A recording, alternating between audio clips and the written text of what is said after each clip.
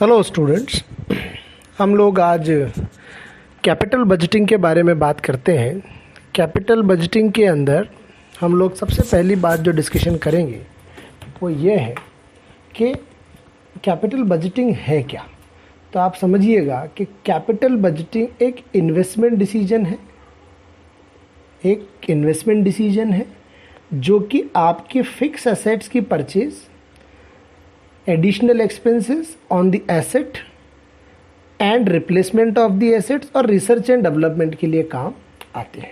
ठीक है।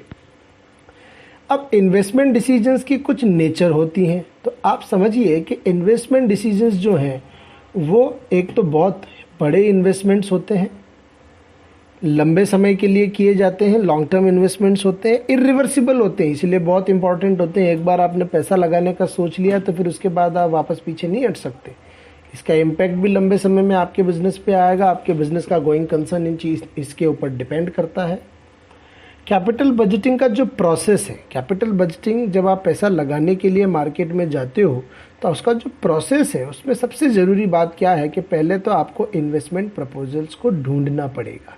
You have to identify the investment proposals. उसके बाद स्क्रीनिंग और मैचिंग ऑफ द प्रपोजल आपको करनी पड़ेगी। आपकी ज़रूरत के हिसाब से आपको क्या बेहतर रहेगा वो चुनना पड़ेगा। उसमें भी आपके पास जब 2-3 ऑप्शन आएंगे तो आपको उसका इवैल्यूएशन करेगा। हम कैपिटल बजटिंग चैप्टर में उस इवैल्यूएशन मेथड्स की बात करेंगे, कैलकुलेशंस की हम बात करेंगे। उसके बाद प्राइसिंग जब आप फिक्स करोगे, व्हेन यू फिक्स प्राइसिंग, तो प्राइसिंग को फिक्स करते वक्त आपको फाइनल डिसीजन लेने के पहले ये तय करना पड़ेगा कि आपका फैसला किन प्रॉपर्टीज़ पे वो है जो डिपेंड करेगा। एक मैंने आपको नाम इसमें लेके बता दिया, दैट प्राइसिंग पे डिपेंड करेगा, आपकी कॉस्ट कितनी लग रही है उस पर डिपेंड करेगा। फिर आप एक फाइनल अप्रूवल लेंगे कि आपको पैसा लगाना है कि नहीं लगाना। आपका डिसीजन डिपेंड करेगा प्रॉफिटेबिलिटी क्या है, इकोनॉमिक कंस्टिट्यूएंट्स क्या क्या है, क्या क्या चीज़ें आपको उसके लिए चाहिए, मार्केट किस तरीके से परफॉर्म कर रहा है, इस पे डिपेंड करेगा। तो इन 4 फैक्टर्स पे बेस्ड आपका डिसीजन होगा।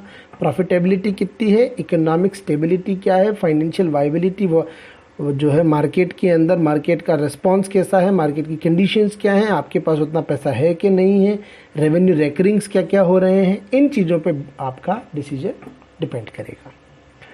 अब जब हम बात करें कैपिटल बजटिंग डिसीजंस की, तो 2 तरीके के कैपिटल बजटिंग डिसीजंस होते हैं।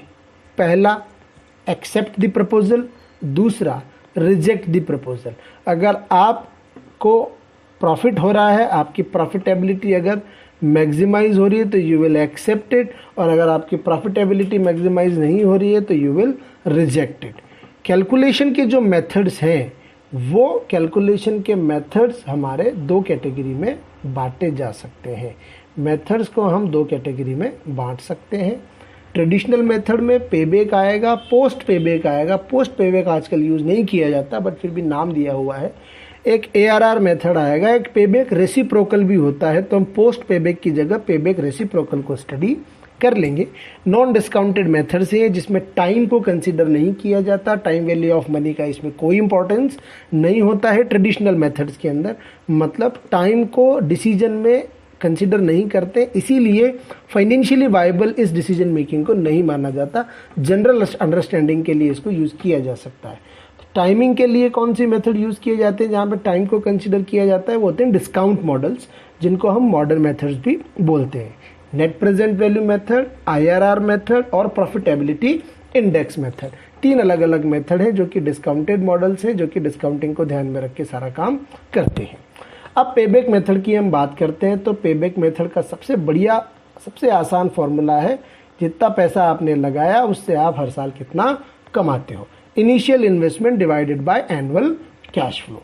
तो initial investment divided by annual cash flow से आपको उस टाइम का पता लग जाएगा जिस टाइम में आपका पैसा वापस आपको लौट के आ जाएगा। अब ध्यान रखिएगा, जो प्रोजेक्ट आपको पैसा जल्दी लौटाएगा, जो भी प्रोजेक्ट आपको पैसा जल्दी लौटाएगा उसी को आप एक्सेप्ट कर लेंगे, बाकी सबको आप रिजेक्ट कर देंगे। एक एग्जांपल भी हम लेके देखते हैं। प्रोजेक्ट कॉस्ट कितनी है, 30,000 का प्रोजेक्ट कॉस्ट है, कैश इनफ्लो 10,000 का है। फॉर एग्जांपल प्रोजेक्ट कॉस्ट जो है वो 30,000 की है और कैश इनफ्लो जो है वो, तो आपको पेबैक निकालना है तो 30,000 डिवाइडेड बाय 10,000 तो 3 ईयर्स आ गया। अब इसके बेसिस पे जो फैसला है 3 साल आपको इससे पैसा, अब यहाँ पे कंपैरिजन के लिए कुछ भी नहीं है, लेकिन अगर साथ में एक प्रोजेक्ट और होता जो कि 5 साल में आपका पैसा लौटा रहा है, यहाँ पे 6,000 का रेवेन्यू अगर वो कमा के देता तो 5 साल में लौटाता, तो आप कौन से को चूज करेंगे? आप ऑप्शन ए को चूज करेंगे जो कि 3 साल में आपका पैसा लौटा रहा है। ठीक है, इन्होंने नीचे रिटर्न भी कैलकुलेट करके दिया है। 10,000 कमाते हैं 30,000 लगा के, तो हमारा जो रेट ऑफ रिटर्न है वो 33.33% हो जाएगा। अभी पेबैक में डिसीजन के लिए इसका कोई रेलेवेंस नहीं है, बट ठीक है, एक कैलकुलेशन दी है तो देख लो। अब एक और क्वेश्चन है कि एक प्रोजेक्ट है जिसकी कॉस्ट है 20 लाख रुपए, वो हर साल आपको 3 लाख रुपए कमा के देता है आफ्टर डेप्रिसिएशन। इसमें से डेप्रिसिएशन माइनस हो रहा है 12.5%, 12.5% का डेप्रिसिएशन माइनस हो रहा है, पर टैक्स अभी इसमें से माइनस नहीं हुआ है। 50% टैक्स रेट होती है। तो जब डेप्रिसिएशन और टैक्स साथ में दिया हुआ हो तो फिर पेबैक का कैलकुलेशन कैसे होगा? तो उसके लिए आपको क्या करना पड़ेगा? उसके लिए हमको एनुअल कैश फ्लो का वैल्यू चेंज करना पड़ेगा। देखो, प्रॉफिट आफ्टर डेप्रिसिएशन जो है वो 3 लाख रुपए है। प्रॉफिट आफ्टर डेप्रिसिएशन अगर 3 लाख रुपए है तो पहले तो इसमें से टैक्स माइनस करेंगे। 50% का टैक्स क्वेश्चन ने दिया है, 1,50,000 रुपये प्रॉफिट बच गया हमारा बाद में। अब इसमें डेप्रिसिएशन को ऐड बैक कर देते हैं। डेप्रिसिएशन को इसके अंदर जो है पहले से माइनस किया हुआ है, तो डेप्रिसिएशन वापस जोड़ दिया जाता है। डेप्रिसिएशन आपके इन्वेस्टमेंट पे लगता है। क्वेश्चन ने दिया हुआ है 20 लाख का आपने इन्वेस्टमेंट किया है, 20 लाख के इन्वेस्टमेंट पे 12.5% का जो है आपको जो है डेप्रिसिएशन चार्ज करना पड़ेगा। 12.5% का डेप्रिसिएशन आपको चार्ज जब आप करोगे तो 12.5% का डेप्रिसिएशन की रेट से वो 2,50,000 रुपये होता है। 1.5 लाख रुपए में 2,50,000 को और जोड़ेंगे तो 4 लाख का अमाउंट हमारा बनता है। 4 लाख के अमाउंट के अंदर अब आप क्या करोगे? इसको एज अ कैश फ्लो लोगे।